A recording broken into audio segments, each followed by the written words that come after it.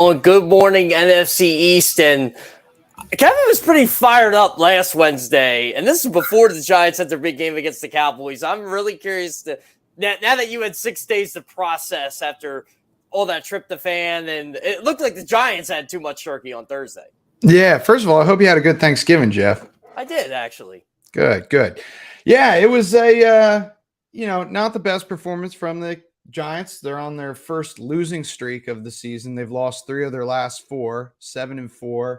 I think they're starting to look kind of like the team we expected them to be before they started the season 6-1, which at that point was one of the biggest surprises, along with teams like the Seahawks.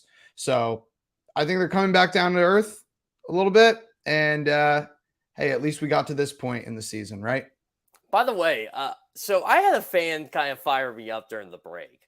Not on here, on the Bird app. Mm-hmm. So I tweeted this morning, no division has ever had all its teams make the playoffs. And the NFC East currently has all 4 teams in. And a fan goes to me, well, yes, but the 1998 AFC East had 4 teams get in. I'm like, okay, that's not all the teams. There were 5. I'm like, what point you trying to make? Like, I hate that, Kevin. I really do hate that when people try to sound smart. And that's like, reading is fundamental, people. I know you guys understand this on Good Morning NFC East. Reading is fundamental, but I have to bring it up, though. Can the Giants make it? Can they make the postseason? Yeah, they absolutely can make it. But I think we've known for a while, and we've talked about it on the show, Jeff, that this stretch is going to either make or break them, starting with that Cowboys game. They're 0-2 in the division. They haven't won an NFC East game.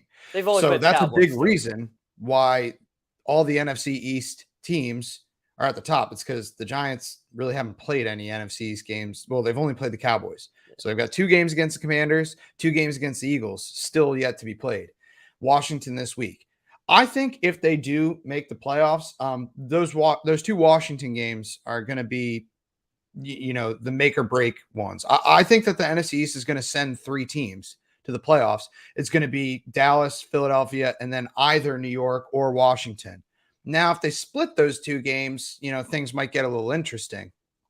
But if you look at the remaining schedules, I know you saw this because CBS put out the stat yesterday. The Giants have the toughest remaining schedule because on top of those 4 NFC East games, the 2 against Washington and the 2 against the Eagles, their other games are at Minnesota and against the Colts. So say what you want about the Colts. I don't see any easy wins in those final 6 games. So if the Giants do get in, I think it's pretty clear they're going to be backing into the playoffs, not like hitting their stride going into the playoffs. Yeah, but even still, though, backing into the playoffs for them, I think you would have taken that 2 months ago. My thing for is, sure. Still would. This is my, I guess, take with the Giants. I'm not a hot take guy, but I think if the Giants win Sunday, they make it. I will feel a lot better about their chances if they beat the Commanders this Sunday. Again, because I said those 2 Commanders games are probably going to, be the difference. The Eagles games, they obviously, personally, I want them to win those games a little bit more, but I think they matter a little bit less just because the Eagles are already so far out ahead. You're not going to, flip that probably at this point in the season and move ahead of them. The Commanders are the team you really have to worry about. So not only when you win that game are you taking a step ahead by the win, you're pushing them down by delivering a loss. So I think that those games are a little more important for the Giants. The big factor in there, though, that's tricky is that they play the Commanders, and then the Commanders have a bye, and then the Commanders play the Giants again. So, and the Giants play the Eagles in between. So even if you beat the Commanders this time around, I feel like the chances of a Giants sweep against Washington is really, really low. Doesn't it feel like it's either going to be Washington sweeps them or they split? I mean, yeah, I don't think that the Giants are going to sweep Washington. I do think that Washington is more beatable than maybe most people think, just because I know another stat that's been pushed around from CBS recently is that they've got the best record in the NFL. Washington does 6-1 since week 6. That's very impressive, but I still think they're a beatable team. And the Giants have had as bad as they've been, they've kind of had Washington's number for the better part of the last decade. You'll see the Eagles or Dallas slip up and lose one, but I would be willing to bet, I don't have the stat off the top of my head, if you looked at teams that have swept Washington over the past 10 years, I bet you the Giants may have the most sweeps over Washington between the Giants, Eagles, and Cowboys. I don't know if that's true. That's not gospel, but just from my feeling, the Giants handle Washington. If I remember correctly, the year the Giants went 6-10 and Joe Judge went on the rant about Eagles tanking, wasn't that the year they swept Washington?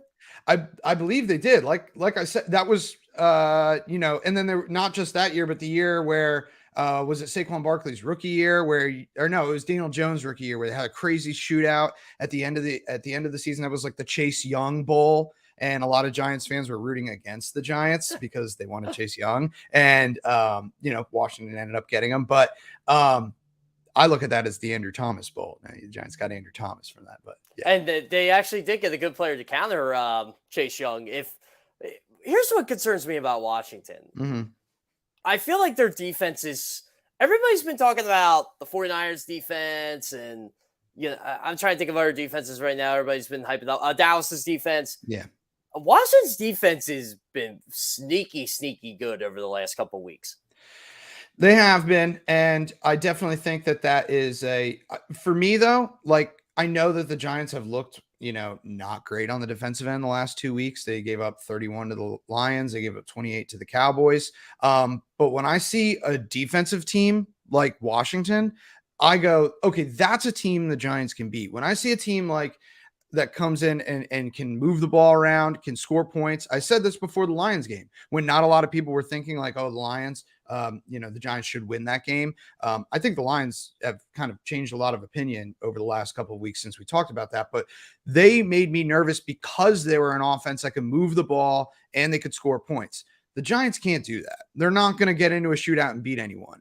But if you get into a low scoring defensive game with one, it's like, I don't care how good their defense is because the Giants make every defense kind of look good because their offense is not very scary. It's their defense that keeps them in games. If they can create a couple of turnovers and not turn over the ball and then just capitalize here and there, get a touchdown when you can, advantageous field position. That's the game the Giants play, which is why Washington doesn't scare me as much as the Eagles, which may seem obvious, but like, the Eagles, I see them score 40 points against the Packers, and I go, I haven't seen the Giants score 40 points, I don't know, since I was 15. That's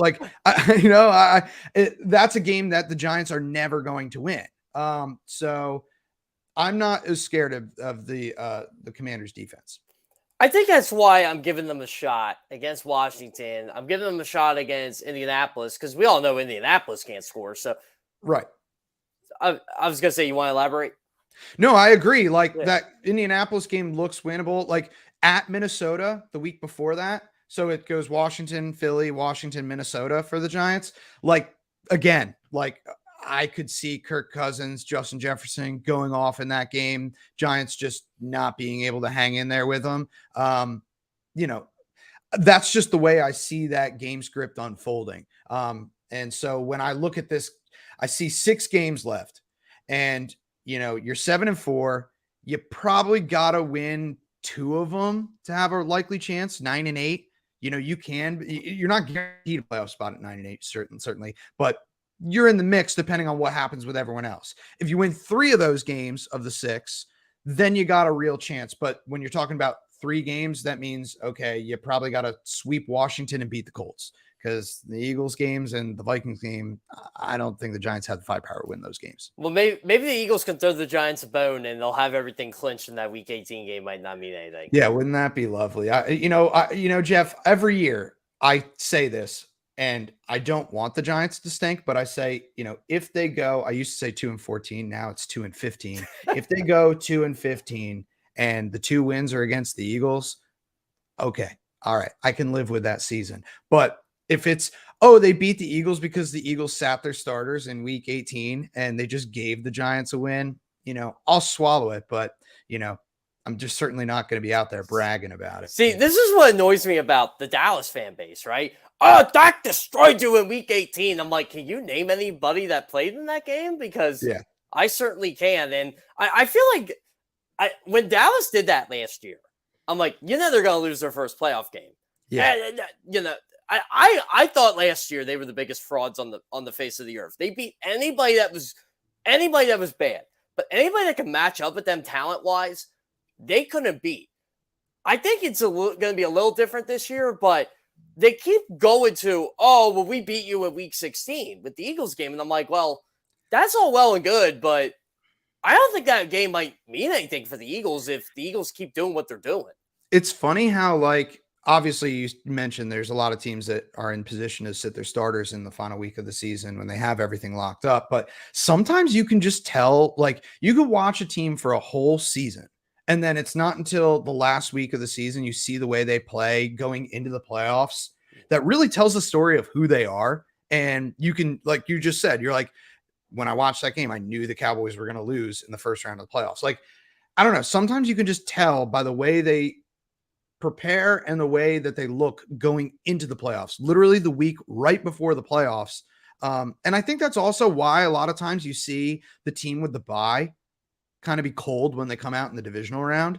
I almost think it's better to not have the bye because you don't have that week of, it's like icing the kicker, I'm a big basketball fan, but last night watched Virginia play Michigan, and Michigan was hitting lights out in the first half. And then they basically got iced by halftime because they had to go into the half, they had to chill, and then they came out and they were cold in the second half. That's the way I kind of look at the first round bye sometimes in the NFL.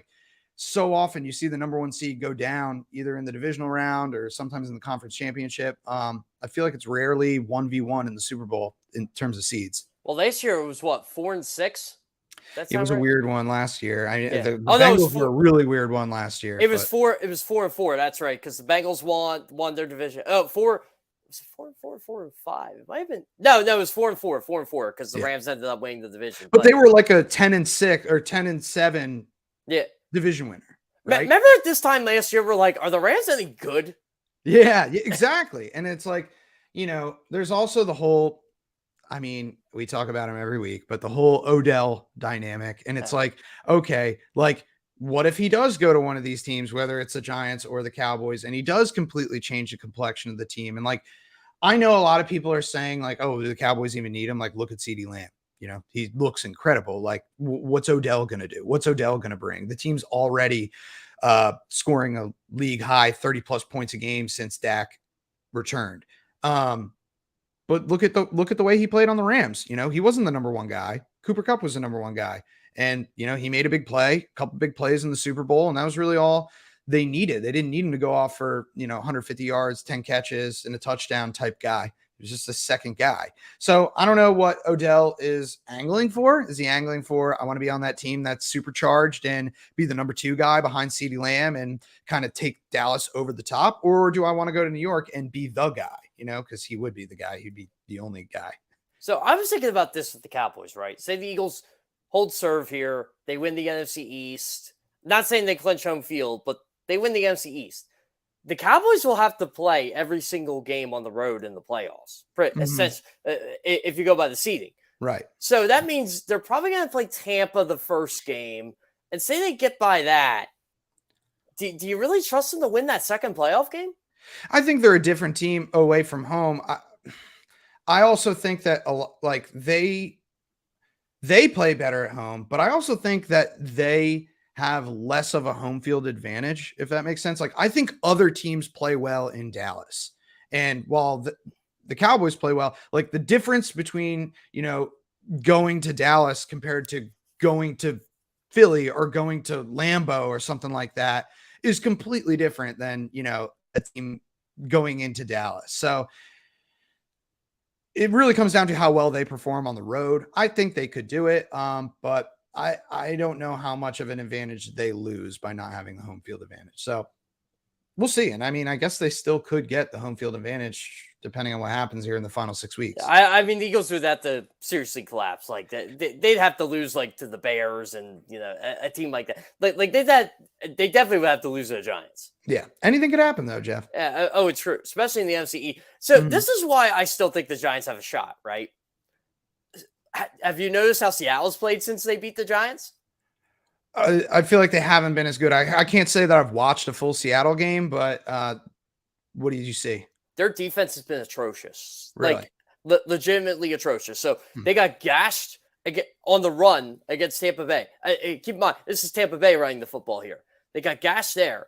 And I saw the Josh Jacobs highlights too. Yeah. Well, Josh Jacobs went off. Derek Carr went off. Like, they couldn't stop a lick. And the funny thing was, they had a pick six. Their defense had a pick six to start that game, and they still gave up 40 points. So what do you? Well, yeah, I saw that they had the 12th guy come in on the field on that one pick too. What do you think? You think the Giants broke them on defense? I'm not saying that. I'm just saying maybe Seattle also isn't as good as we thought. It's like okay. So you're saying the other teams that are in that wild card mix aren't as good at who's going to come up and get them? Seattle, Atlanta, Detroit, Green Bay, Atlanta. They shouldn't be Washington. Atlanta should have a lot more wins than they do. But they're not a good football team. That's a good point, Jeff. There's really not a really truly threatening team beyond 7. If you look at the, at the playoff standings right now, the playoff picture, those are the top 4 teams. I don't see any of them really getting super hot. I guess things could get weird. Like, what if, so the Bucks only are what, a game up or a game and a half up on, what if the NFC South shakes out weird? And that's the thing. Like, what happens if Tampa keeps doing what they're doing? Well, what if, or they slip and they get in as a wild card and either Carolina or that would be or New Orleans, or Atlanta is a more. Yeah, and think about this: the Carolina Panthers are in a playoff conversation right now. Yeah, I know, right? But that division's wide open because it's so bad. But that's what I'm saying is what if that division gets weird and the Bucks end up being a wild? Right now we're just chalking them in as a division winner. But what if that division gets really weird and someone else ends up winning? And that would be. I mean, I don't know. I have no idea, but we'll see how that shakes out. I got a theory that I want to run by you because I know you know the player better than anyone else. You've been watching Saquon lately? Oh, of course. I think he's hurt. I think I'd agree with you on that one. He's not the same guy. Hey, man. 24 carries against Jacksonville, 20 carries against Seattle, 35 carries against Houston for 152. Hasn't been the same since. Yeah, not been the same. What's been the total since 26 for 60? I think it is. He had since the Houston game. He had 15 for 22 yards against Detroit. Was completely shut down. It was his worst game of the year. And then 11 for 39 against Dallas. And again, I mentioned this even before we talked about it. He's not involved in the passing game. They are not throwing him the ball. And I don't really. If he's getting shut down in the run, I don't understand why he's not doing better or they're not scheming him open or to get him the ball on screens last year they would split him out wide as a wide receiver every once in a while. They don't really do that.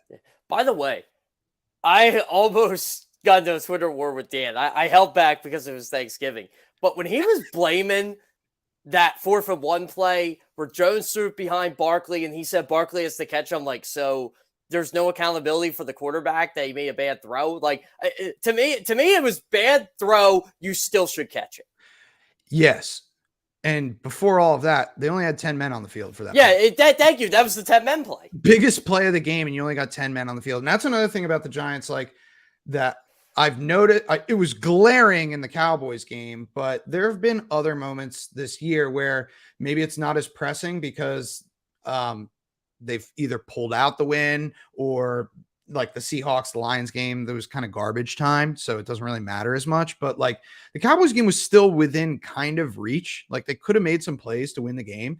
And they're fourth quarter offense, when you need to start playing with a sense of urgency and pace, they just didn't have it. They just were running the ball and, playing slow, that 4th and 1 play. I think they snapped the ball with 2 seconds left on the play.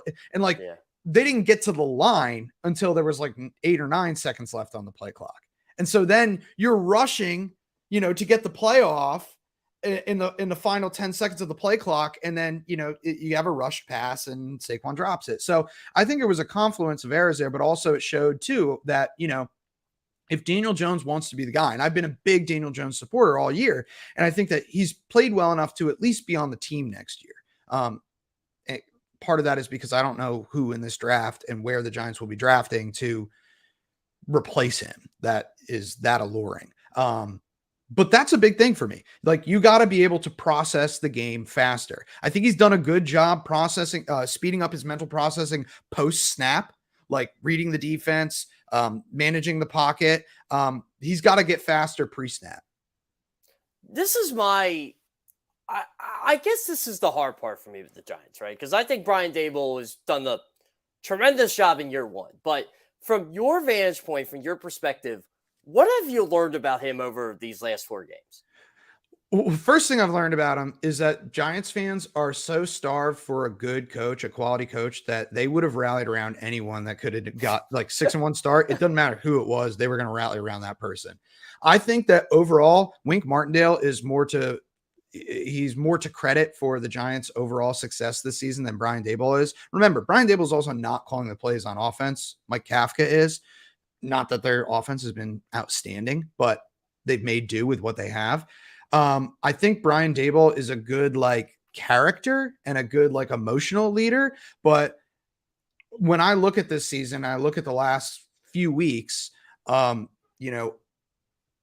Adoree Jackson back on punt returns was one of the dumbest decisions I've seen any coach make all year. And I think that every fan, every member of the media said it all week. And it was like staring into an oncoming train, and it happened. And now Adoree Jackson's hurt. This isn't the head coach's fault directly, but Xavier McKinney over the bye, crashing an ATV, breaking his hand. It's like, I don't know how you put that on the head coach, but also it happened on his watch, man. Like, what are you telling the guys before they leave for break? And then thirdly, he keeps yelling at the refs every week, and he goes viral for doing it. And Giants fans love it for these illegal man downfield penalties. At some point, it's not the ref's fault for calling it. It's your fault for not figuring it out. You can't just get mad about the same call happening against your team every week. Learn how it's called and fix the error. But Giants fans just want to see him animated and going nuts and blowing up on the ref. I remember Nick Sirianni, he still has this problem to a degree, but it was really bad his first year. And he said, look, we got to figure out what the NFL wants. And he was trying different things. He was still getting called for it. And he said, well, that's on me. That's on me, the head coach. I don't know how Daboll responds to it. Especially if you're, I know you're a college football fan too. If you look at the way that specific penalty, that illegal man downfield penalty, and if you're a team that does a lot of RPOs, which I know the Eagles do, it's kind of it can be something that gets stuck in your craw because it gets called. But it is frustrating if you're a college fan. You're like, dude, they get away with they can be 5-10 yards down the field and it never gets called. In the Giants one was so consequential. The penalty itself was inconsequential because the guy was just floating, not blocking anyone. His timing was just off. He's just there. Right. But it took a opening drive touchdown off the board. And I know okay, you ended up losing by 8. It wasn't really that close, but come on, man. You can't tell me an opening drive touchdown doesn't do something for your momentum and change the complexion of that game. I did kind of laugh when that was called, by the way, because I always have in the back of my mind, I'm like, oh, I forgot where we are this week. Yeah, exactly. So whatever. I think that's a thing that's ultimately on the coach. And, if you're a coach who doesn't call any plays and you're just the emotional leader and, you're planning the overall thing, I guess that's who you got to be. Andy Reid, for example, I've liked him because he's so rarely. Think about how many times you see Andy Reid really blow up on the ref. And I know we talked about Andy Reid last week, but he's a perfect example of someone who pretty calm, cool, and collected throughout the game. And, he calls plays and everyone knows his impact and it can be quantified rather easily. So Brian Daboll, when you ask me, what is his, what's my takeaway on him? I'm thinking, well, what exactly is his impact on game days, at least? Did you see Nick Sirianni on Sunday night? What I watched the game, but what exactly was I looking for? So I'm trying to remember the play now. I know the fans remember it, but I had like 10, 11 things going on in my head, but like so the broadcast on the press box, right? You'll hear him talking. But Sirianni yelled something at one of the Packers players, like "F you" or something like that. I mean, he literally told Robert Saleh to go F himself. Yeah, what does Nick Sirianni do? And he doesn't have like fans to try to fight, Like I love how like the Colts thing was funny, but it just made me think back to that offseason story where it was like it was the it was just like a basketball radio one. call. What? The basketball story, or when he called Was it in? a tennis court? I thought it was a tennis court. Like he tried to fight a Giants fan. It was a radio rumor. You know what I mean? But like it kind of fits with who Nick Sirianni is. And like the biggest rivalry in the NFL is no longer like Packers Bears or Cowboys Eagles. It's Nick Sirianni versus NFL fans. Or Nick Sirianni versus like opposing sidelines. I mean, it's awesome. He's like that guy. If he's your head coach, you love him. If he's not, you can't stand him. But I know a lot of fans around the like. I talked to a lot of Bills and G's fans, well, especially Bills because it's Western New York and that's where he's originally from. And they're all like, "He's great. Like he just doesn't care." I definitely think that he's a polarizing guy. That after the Colts thing, everyone was making fun of him and saying like, "Oh, The irony is he did that in for like Eagles fans." Like, yeah, I didn't think it was that nuts. I know I said it on here before, but like, dude, everyone's like, "Oh, he's supposed to beat the Colts." It's like, dude, no game is winnable. As someone who has coached bad teams in life, no game is winnable, even when you think it is winnable. Right. And, I think that he should be pumped up. And if I were an Eagles fan, I'd probably love him. I think he's really cool. But as a Giants fan, I mostly dislike him, but I can at least recognize that he's a good coach and he's done well with the Eagles over the past couple of years. And I actually heard some stat from a buddy of mine that said like every Eagles coach Howie Roseman has hired has had a double-digit win season within their first two. That's crazy. That's insane. So actually, I think it's everyone Lori's hired too. So Lori's hired Rhodes. He won 10 his first year. Reed won 10 his second year. Well, 11 technically. Chip won 10 his first year. Doug won 13 his second year and won the Super Bowl. Yeah, and now Nick. See, that's franchise stability, if you ask me. Like, if you can plug and play and you've got, these different coaches who come in and they find almost immediate success, that tells me that your franchise is run relatively well. It was concerning to me there for a while with the Giants, and I don't think it's over. I don't think they're out of the dark there with, the turnover at head coach, firing your coach every 2 years and bringing in a new guy. Like that is troubling to me. And I hope that Dayball's the guy. And, I hope also Joe Shane, the GM is the guy. So just because I think that stability is important. Also, two stories that kind of got swept under the rug in this division over the past week. Let's start with Sean Taylor. What did you think of the statue? That was weird. I'm kind of like off put by the way, like Washington kind of uses him as a prop to like, get a social media win every year around this time. And they still found a way to lose. And they still do terrible with it. Like that was not good. See Tone saying it was disrespectful. Yeah. He's right. And like, yeah, I think that maybe it could have been, honestly, if you do that and you don't hype it as much as you do, like you just kind of add that to the stadium and, you don't do the whole, like it's under a thing and then you pull the thing off and that's the reveal. I bet you if they just had it in the stadium organically and fans were at the stadium, taking pictures on their phone, it would have looked a lot more natural on social media and people would have thought it was cool. Especially if they used like gear that he actually wore. I'm not even sure if they did that. Yeah, see, that's the thing. Yeah, I was thinking like this big bronze bust, like like when you go outside the Ravens Stadium, they have Giant Unitas and Ray Lewis, and I'm like, oh, that's really cool. It's history of Baltimore football. Or, you got the Doug Peterson, Nick Foles thing outside the link. So I thought that's what was coming. And then it was pretty much a mannequin. Yeah, well, I knew they weren't going to spend the money on a statue. I think Dan Snyder's spending a lot of money right now on legal battles, so he's got to pinch his pennies where he can. By the way, another story that I don't even think it blew up on Twitter that much in this division, but it involved a certain Cowboys owner and his, I guess we could call it a checkered past.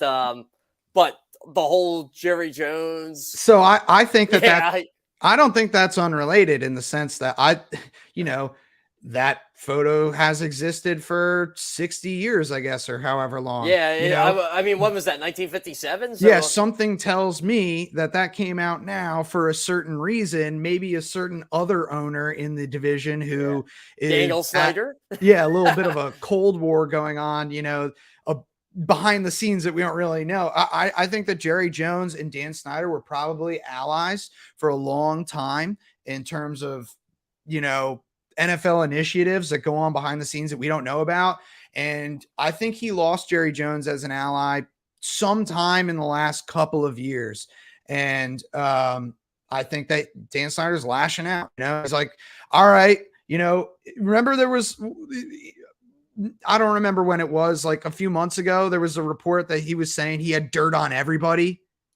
Remember that was an ESPN story? He probably does.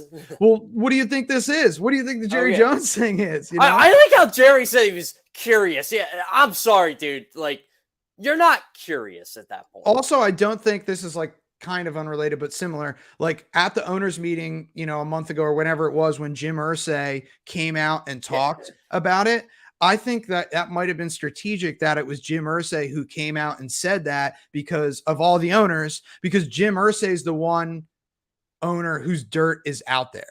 Like everyone knows Jim Irsay's stuff, so like he's kind of the only one who maybe Dan Snyder couldn't really blackmail. I feel like if we could do just a podcast on what dirt do we think every owner has, we could probably find out at least 10 or 12 of them.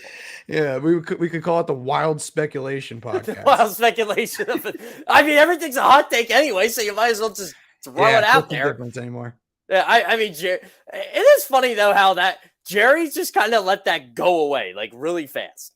Well, he was lucky enough to have a lot of supporters in media. Jerry Jones is not a guy who's a renegade acting on his own. He's got a lot of influential people who have his back. And so that helps when something like that comes out and you have, the Stephen A. Smiths of the world who are out there defending you.